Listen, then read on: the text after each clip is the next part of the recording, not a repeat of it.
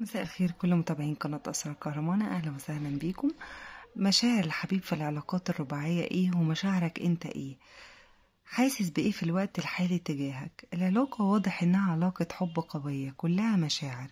انت في الوقت الحالي عايز تسيب الشخص ده ومش عايز ترجع له، وبتحاول تهرب وبتحاول تلاقي احتياجاتك الخاصة، او بتحاول انت في رحلة بحث عن ذاتك.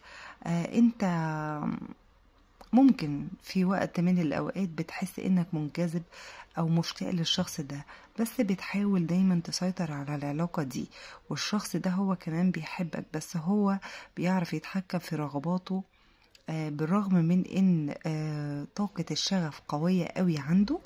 الشخص ده بيحبك وعايز يمتلكك وعنده رغبات جسدية. وعلى فكرة، للبعض منكم هو طلب يكون في علاقة جسدية، بس الأغلبية منكم رفضت الوضع ده. الشخص ده لو انتم منفصلين فهو هيحاول يقرب لك او هيكلمك بأي طريقة، او يلجأ للكذب مثلا او ادعاء المرض علشان بس يوصل ليك ويتواصل معاك. شكرا ليكم.